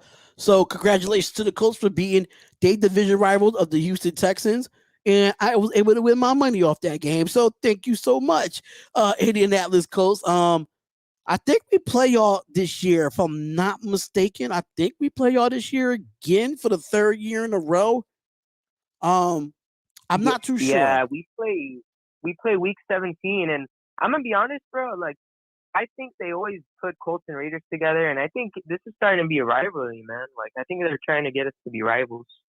That's what I'm thinking too. That's exactly what I'm thinking too. I think they're trying to make us rivals, but hey, I think in that week 17, I think we should be ready, and I just hope that the Indianapolis Colts don't try to break my quarterback's leg again. Nah, man. You guys, I'm gonna be honest. Normally, you guys win, and then we win. So, I mean, you guys might win this year because we beat you last year. You guys might even win at the end of the season. So I wouldn't be surprised. I wouldn't be surprised if you guys won. Oh, it's going to be interesting. It's definitely going to be interesting to see, man. But yeah, man, I appreciate you calling up to the show, and I can't wait. Hopefully, you can call back up when that week 17 matchup comes up, so we could talk about it. Both of us might be in playoff implications. You never know from now. It's only week 7 we going into, so we got a long way to go till that. But definitely stay up in the chat. Definitely hang out with us. We always have good shows over here, but we really appreciate you calling up to the Spotlight Raiders Talk. You're welcome, man. And I mean, we're gonna go against the 49ers this week. It should be interesting. Beat the 49ers. Beat the 49ers. Screw them. Yeah, we should beat them Sunday night. Oh, I can't wait for that. I might just do that game just to get on the 49ers' nerves. I might just do that. Yeah, it's legit. It's Jimmy G. And remember, Colts struggle with running quarterbacks, but we do really good against like standing still quarterbacks. Like they stand still too much. I think Colts can take advantage of like standing still, like Jimmy G. I can't listen. We'll definitely see, bro. We'll definitely get to see that and see what time is it, man. But I can't wait for that game on week 17, and I hope y'all beat the 49ers this weekend, man. So good luck to y'all. All right. Thank you, man. Thank you. And I guess I'll call you back week 17 to talk about that game. No problem, man. No problem. You can definitely call up anytime, man. If you here in the chat, just call up and talk a little bit of football. I don't have to be Raiders football, but if you want to talk football, you can definitely call up anytime, man.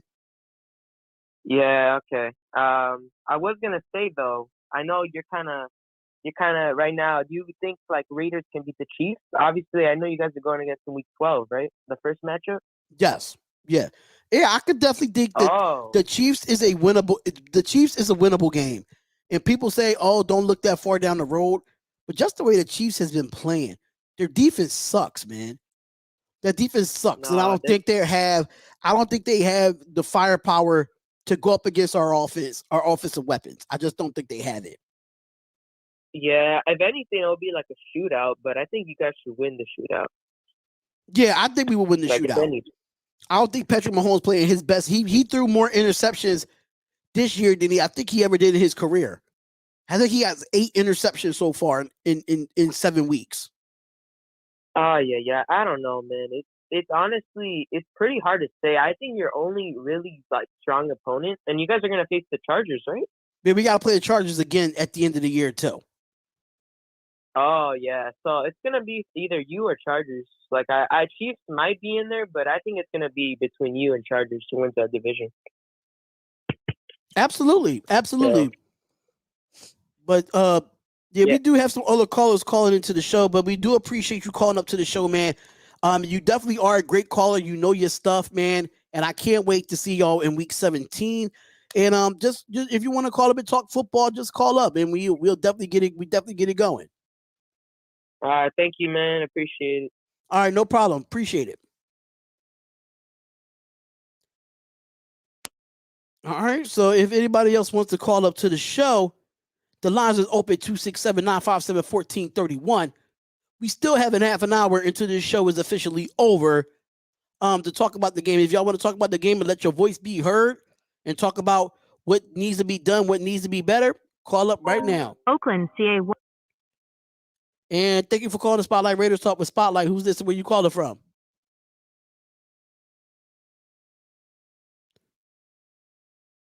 I'm sorry, say that again, bro. Jose Lopez calling from Oakland, California. Jose Lopez, what's Going up, on? man? What's going on, brother?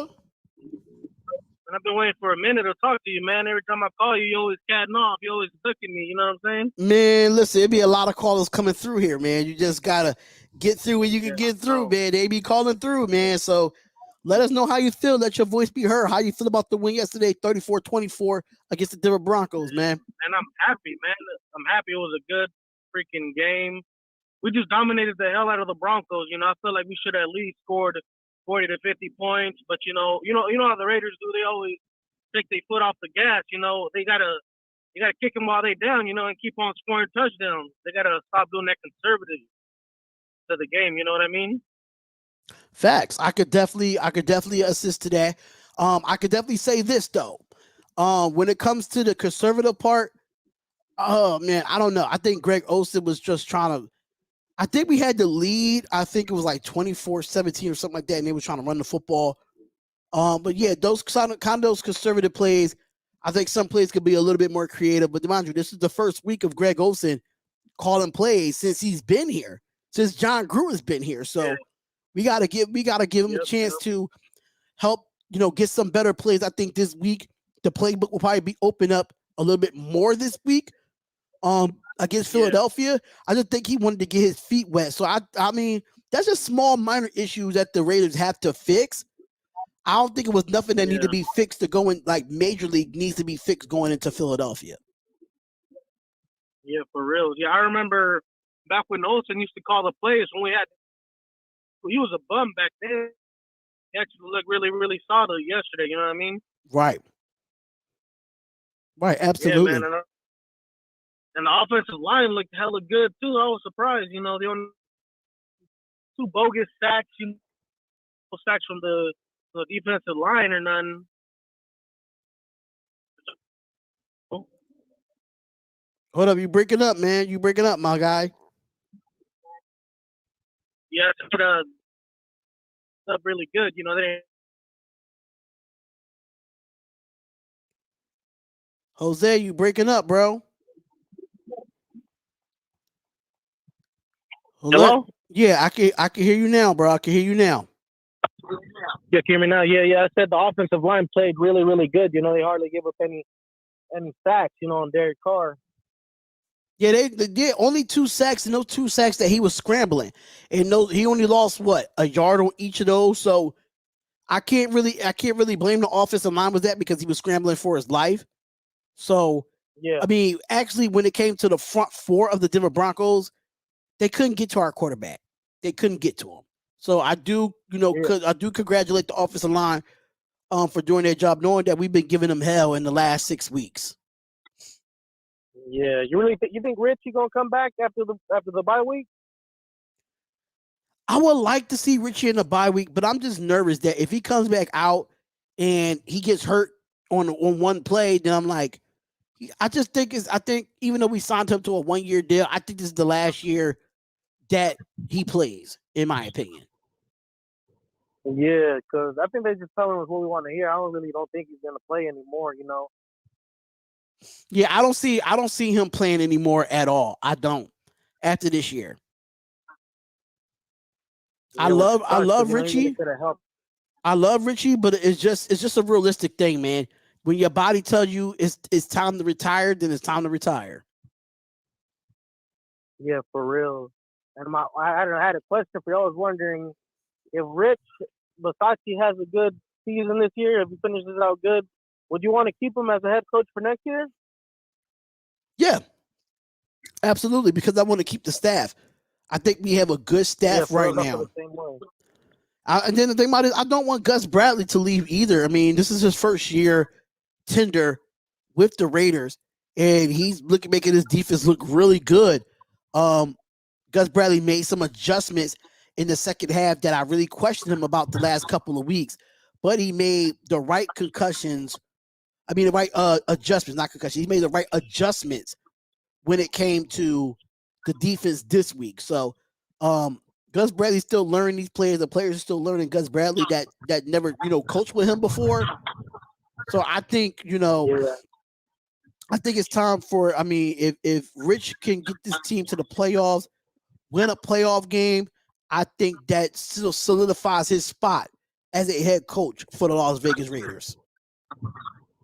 Yeah, I feel the same way, but I don't want to bring a new head coach in, and I don't want them to rebuild everything again from the beginning, because, you know, I'm tired of that rebuilding shit. You know, that's like there's been an excuse for a minute for us, and I'm tired of hearing that. You know, I want to win now, you know.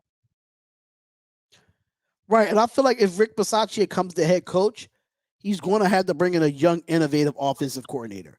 If Greg Olson doesn't get the job done on the offensive side of the ball, I mean, sometimes you just got to cut ties with friends. I mean, sometimes you got to put, you know, that's why business and friends can't be really together like that. It don't mix. So if he's not getting the job done, then you just have to let him go, you know? Yeah, and they need to do that shit soon, because, you know, they waited way too long for Paul Gunther. They waited way too long to do that shit. They should have cut his head off at the beginning when they seen he was calling trash, you know? Right.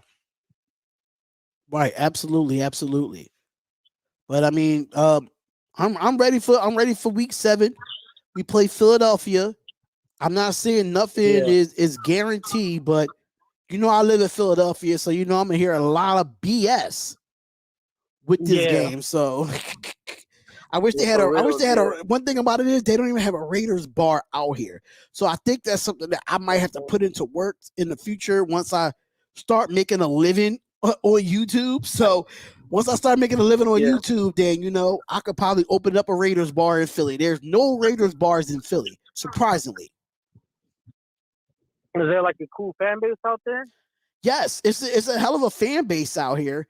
The Black Hole has a Philadelphia chapter. Oh, damn. Yeah, the Black Hole has the Philadelphia chapter. So I know about the Black Hole, but Philadelphia needs a Raiders bar. It definitely does. Yeah, for real. Definitely needs a Raiders bar. Cool. But, yeah, and like the main thing that scares me about Jalen Hurts is he's young, but he's a good ass quarterback. You know, I'm not even gonna lie. You know, he's a good quarterback. He's a good mobile quarterback, and I know we struggle a lot with mobile quarterbacks when we play him. Well, I mean, Jalen Hurts, he's mobile. Don't get me wrong, but the problem is he doesn't run enough.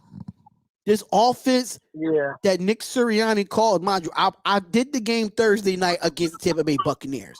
I watched that game because I was observing the Philadelphia Eagles against our game coming up this week. So what I did was, this is the problem with Nick Sirianni and the Philadelphia Eagles. They do not run the football. They barely run the football. Mind you, at halftime, it was 1 carry for 1 yard at halftime. Damn. 1 carry for 1 yard at halftime. So if we have to bring the pressure, we could just bring 4 because they don't run the football. Yeah. Would you put like a QB spy up to watch Jalen Hurts? Absolutely. It will be a QB spy.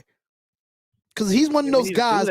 He's one of those guys he's not like the Lamar Jackson type. He's just like, if the pocket breaks down, then he runs.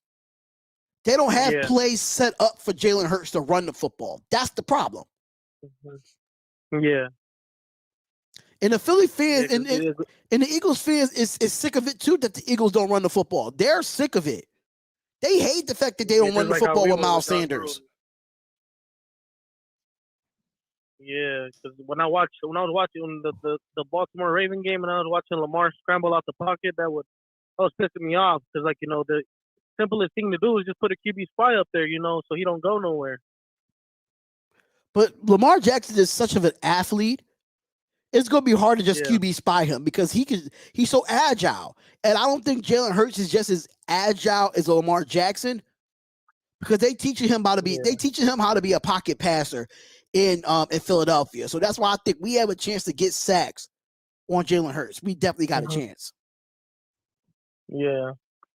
I watched some of that Tampa Bay game and they were getting dominated. And then like I went to sleep and I woke up and I saw the score. It was like 28-22. I'm like, damn, how they almost come back? Because it was like 21-7 at the half, I think. Right. And like Tampa Bay, they only scored 1 more touchdown. Like I guess they took their leg off the gas too. You know, their foot off the gas. Exactly. Definitely. Exactly. But hopefully I will be doing a preview show. I will be doing a preview show with a few Eagles content creators this week. So the game is at 4. The game will be at 4:05 Eastern Standard Time. Emmanuel, the game will be at 4:05 Eastern Standard Time. So that means is what 1:05 on the West Coast. Yeah. Yeah, 105 out here. It'll be 1:05 on the West Coast, 4:05 on the East Coast for the Eagles and Las Vegas Raiders game because the Raiders will be playing at home. Yeah. So they won't be coming to Philadelphia. If they was coming to Philadelphia, I would have been at the Eagles game. I would have been there. Philly 500 better join. Yeah. I'm waiting for him to respond back, Raider Carlos. I'm waiting for Philly 500 to respond back. So hopefully we can have him in the chat. That would be dope to have Philly 500 on the channel. But thank you for calling up to the show, man. We really do appreciate you calling up, man. We have some more calls that want to call up. Man. And every time we have these shows, just call up and we talk some football, man. Yeah, I'll be trying to. But I don't get off of work till over here like around I get off like right now I got off early today, but usually I get off like around 3:30. Was that like 6:30 over there? That's like usually when you end in the show. So yeah, that's why I'm not able to call in. I got lucky to call in today, But yeah, I'll definitely keep trying next time. Absolutely, bro. Thank you for calling in. We appreciate it. Yeah, thank you, man. Yeah, I'm definitely gonna get some more of that merch. I'm gonna order some of that this week. Listen, if you have merch already, you have to send it to my inbox on Spotlight Raiders Talk on Instagram. So I can post it because I sent a picture and I tagged you. I tagged you in the picture, but I don't think you got it. You said I have to I'll check again because like the Raider Nation be sending me stuff in my inbox like consistently. They be tagging me and posting stuff. So I gotta look through it. And I'll definitely post it. Yeah, I'm definitely gonna get a shirt and a hoodie next. I got the hat. I know you see the hoodie on the game. I know you see the hoodie on the live, man. Yeah, I love the hoodie on the live, man. The sizes fit pretty good, right? Yeah. Listen, big dude, so I rock 2X. Listen, this hoodie right here that I have is an XL, and I'm a big boy. Yeah. I'm a big boy. You know what I'm saying? So yeah, definitely go check out the merch. Go get the hoodies, man. The hoodies is definitely going to be the thing for the fall. So definitely go check that out. Yeah, the most definitely. I'm gonna definitely order something this week. Absolutely, bro. Absolutely. Thank you so much for calling up, bro. And when you get more merch, man, just send those pictures over, bro. Yeah, I definitely will, man. Thank you. All right, you too. All right, later, bro. All right, shout out to Jose Lopez for calling up to the show. What made me a Raiders fan? What made me a Raiders fan is that my family is from Oakland. My family is from Oakland, and I used to be out on the West Coast every summer as a kid. My mom would send me over there, over in Oakland to go see my uncles, my cousins, my aunt. And every summer we went out there. We went to Raiders games. With the Raiders games, I fell in love with the colors. I fell in love with the passion of the fans. I fell in love going to the games and watching those not even Jerry Rice, but going out and go seeing those Rich Gannons of the world and go seeing all these quarterbacks that came through the Raiders and going back and looking at the past and doing my research of what the Raider history and what wearing this shield meant. You know what I'm saying? So me being a Raiders fan, it came from my family, man. I have family that's Raiders fans. I have family that's Eagles fans, and the house is divided. The house is divided. So it's just crazy, man. So shout out to my Uncle Rico that's over there in Oakland, California. They're about to move to Las Vegas. They're about to leave the city of Oakland. They're about to move to Las Vegas to be closer to the Raiders. So shout out to my family, man. Shout out to them. My Uncle Rico, my Aunt Sam, all of them. Shout out to them, man. Shout out to them. But if y'all do want to call up to the show, it's 267-957-1431 right here at the Spotlight Raiders Talk. If you want to talk about the game that we end up beating Denver 34-24, let me know because we are 15 minutes left into here because Jake the Snake Silva of the Snake Sports Talk Show is next on the Spotlight Sports Network. So make sure y'all go check him out and listen to his podcast. That podcast is everything. That podcast is fun to talk about. And it's all love, man, commitment to excellence. And if anybody else not going to call up, if y'all have any questions in the chat, let me know right now, man, because I might end this earlier than expected, man. I might end this earlier than expected.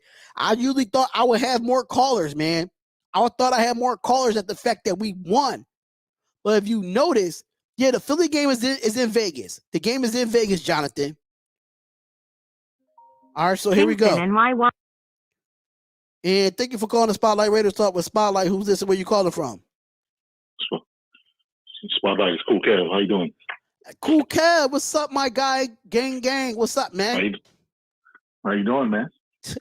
I'm feeling good today, man. I'm feeling good. Raiders win. That's right. 34-24. I'm feeling good, man. How are you feeling today? Oh man, I'm feeling good, man. It's just like from last week, man. It's like a whole new life, man. Breathing again, man. Absolutely. And people kept asking me in the chat so many times, does the offense look different without Gruden? And I keep saying yes. Oh yes, big freedom. It's freedom, man. It's just like this guy was like sitting on the franchise for 4 years, like it's like oppression, man. 4 years of oppression. I'd be free, man. Yeah, and I've been telling everybody that Kenyon Drake has not been getting utilized correctly. And you see how Greg Olsen just utilized him so differently than John Gruden did. Yeah, because you see him actually ran up the middle to score. He actually ran through the line in the middle. I was shocked. I couldn't believe it. You know what? It wasn't really up the middle. It was kind of like an inside stretch. It was like a stretch play. So it's more like close enough to run in the middle for him. Yeah, it's more usually like those stretch plays. You able to cut back, but the line had a good push up front. He was able to just go downhill and still go east-west instead of north-south. So it was like a little bit of an east-west type of inside run. But that's what Drake likes to do. He likes to run those type of plays, and Olsen just played to the player's strength. That's what he did. Yeah, he earned his money this weekend. He actually looked like he was paid what he was supposed to do this weekend. So, overall, everybody played good overall. You can see it, man. Everybody on the defense played super, man. That's like probably the best game they played all season from the defensive side. Yeah, I can say that this was the best defensive game in my opinion. This was the best defensive game of all year. Even though that the Baltimore game sealed it for us when we know we got the turnover from Lamar Jackson, but 3 interceptions, 1 fumble, that's enough said. And the sacks that we got, it's enough said. Exactly. Yeah. Definitely, man. I mean, it's just like it was. This win was needed. Been a big. I think if we had lost this game, I don't think things will be right for the rest of the season. It'll probably be hit or miss for the rest of the season. Absolutely. I can definitely see Rick Bisaccia probably being the coach here if he takes us to the playoffs. Definitely, because he's kind of like kind of reminds me of Tom Cable a lot, because he's just like he's just like an old school bruiser. I mean, I think these guys kind of resonate with him, and they kind of respect him a lot, as opposed to Chucky. So I think, you can see the difference, because this guy is letting people do their jobs, and Chucky has his hands all over everything, and he's just like in there causing hysteria. So I think Bisaccia, he's like, he's a man about letting people do their jobs, and he's just want to keep everything going while, as it is, running smooth. So. They said, who runs the Black Hole chapter in Philadelphia? I have to find out, Renee. I have to find out who runs the Black Hole chapter. Inbox me on Spotlight Raiders Talk on Instagram, and I could give you that information on who runs the Black Hole Philadelphia chapter. I'm sorry, I just wanted to answer that question real quick in the chat. But what's your thoughts on Philadelphia this week, man? What's your thoughts? Okay, so Philadelphia is not to be slept on. You have to play each game. Every game you have to go out and play. You cannot sleep on Philadelphia. You have to watch out for Fletcher Cox, because he's still a dangerous boy, and you still have to watch out for them. And you have to go out there and do the same thing you did against Denver. You have to go out and score the first drive. and let Philadelphia know that you're not out there to play around. So you got to go home now. Be back at home, and you got the people behind your back. So you have to go out and make a statement. So you definitely have to go out there and score on the first drive, and don't sleep on Philadelphia, because Philadelphia is a little bit better than Denver, and you still got to go out and play the game, and then everything else will work itself out from there. Absolutely, man. I definitely do appreciate you calling up to the show, Cool Kev. I really do appreciate that, brother. But I do want to get a few more callers in before we end the show, because it's about to be 5 o'clock on the East Coast, and I do got another show going on with my guy Jake. He's about to be on at 5 o'clock, so I don't want to run into his live. So all right, shout out to Henry Ruggs, baby. Yeah, shout out to Henry Ruggs, man. I know. I give him hell, but shout out to Henry Ruggs, man. All right. Take it easy, brother. All right. You too. All right. Peace. All right, so if you want anybody else that want to call up real quick, we have 10 minutes left. 10 minutes left, 267-957-1431. We still have a few minutes here. I'm taking one more caller, and then we're going to end the show here. It's been a great show. It's been fun. There's not a lot of negativity in this chat, and I love the fact that there wasn't no negativity in this chat, but I see that negativity bring more people into the chat. I see that. Not a negativity comes into the chat when we're losing. Everybody want to see us lose, but when it's positive, nobody wants to be here. Anaheim CA1. And thank you for calling the Spotlight Raiders Talk with Spotlight, man. Who's this and where you calling from? Spotlight, this is Dundee from Cali. Dundee, what's going on, fella? What's going on, my guy? Not much, man. Just chilling on this day off, enjoying this Victory Monday. Absolutely, man. Absolutely. That's why I have the fans come in and speak their piece of how they feel about this game. Let us know, man. The floor is yours.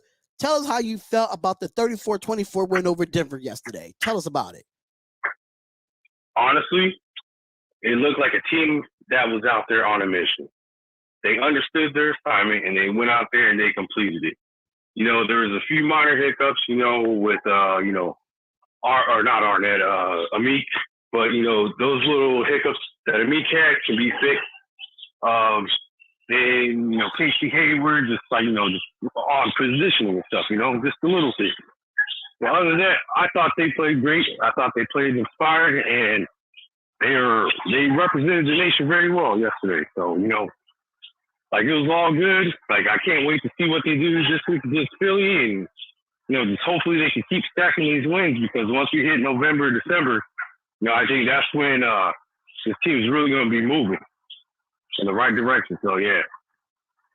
Absolutely, man. So what are your thoughts of going into this Philadelphia Eagles game, man? What's your thoughts about it, man? I know everybody think that the Raiders is going to win this game, but what is your thoughts going into this game? What you think that needs to be done in this game for us to win? I think for us, you just got to keep on maintaining the momentum that's going on right now. You can't look too far ahead at what else is going on and stuff. You just got to take it one step or one day at a time. Work on the little things right now, because like you said, we got Philadelphia in a peculiar situation right now, and then you got your bye week. So this is the time for them to just get better. Absolutely. Definitely do appreciate that, man. Absolutely appreciate that, brother, man. I can't wait to see this game. Is against, my hometown is Philadelphia, but I wear this silver and black, baby. I wear this silver and black all day, every day, no matter where I go. Even though I never lived in Oakland, never lived in Los Angeles, but I've been over there. I have family over there. There's Raiders fans, and right now, the way the text messages are between my family in Philly and my family that's in Oakland, they are going back and forth in a mass group chat as we speak about this Raiders and Eagles game. So I'm sorry, but my Philly family, I'm letting you know now that I'm rocking with rocking with the Raiders. I'm sorry. Like, I gotta give it. Even though that I was born and raised in Philadelphia, but me going over there and being in Oakland every summer as a kid, I had no choice to be a Raiders fan. Yeah, man. That's like growing up in Southern California, man. Like I grew up when the Raiders were out in LA and stuff. So, like, what they kind of embodied when they came out here, they kind of like gravitated to the lifestyle of Southern California at that time. And like I'm pretty sure, like in Oakland and Los Angeles, and then like even if you are a Raider fan in the Midwest or Northeast or in the South, like it's just like the lifestyle of a Raider fan. It grabs you, like either you are or you aren't, like the Raiders versus the NFL, man, and Raiders versus the league, either you're a Raider fan or you're not. So, and you wear that badge with like, pride on your shoulder and stuff, and you let people know who you are and what you represent, what you're about and stuff, So, yeah, it should be a fun, exciting week because I know there's a lot of Philly fans out here and stuff, so it's going to be fun and exciting. Absolutely, bro. And Valerie Lynn says, I'll be at the Raiders versus Giants game. We're going to take over MetLife Stadium. Valerie, inbox me on Instagram on Spotlight Raiders Talk and see where you're going to be sitting at, because I will be in New York for that game. I will be at MetLife for that game. I'm making sure of that. But thank you for calling up, bro, because I know I got to end up ending the show, because I got another show coming on the Spotlight Sports Network. I don't want to run in between our show and my show and their show there. But thank you for calling up, Dundee. Really do appreciate you, brother. No doubt. Hey, appreciate it. Shout out to Todd Clemens. That's my old teammate from high school too. All right, so shout out to them, man. Shout out to everybody, man. And I appreciate y'all calling up to the show. And that is end of the calls, ladies and gentlemen. That is the end of the calls. I want to thank everybody for showing up to the show.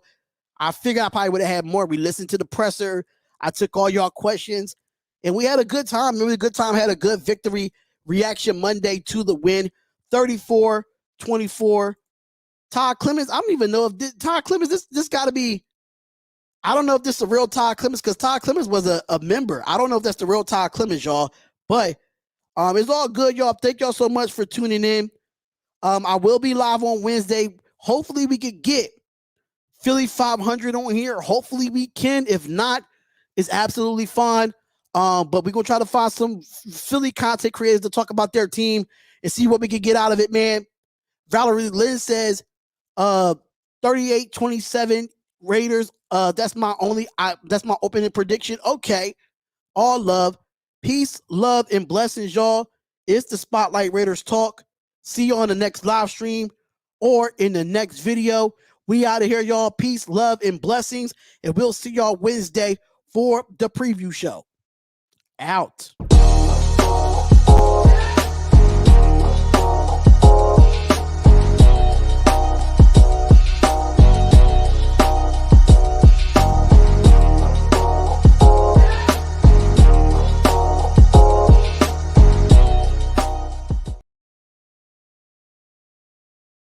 From O-A-K-L-A to L-V, I'm a Raider. Ain't shit you can tell me, I'm a Raider. Ain't shit you can tell me, I'm so nation. No matter the location. From O-A-K-L-A to L-V, I'm a Raider. Ain't shit you can tell me, I'm a Raider. Ain't shit you can tell me, I'm so nation. No matter the location.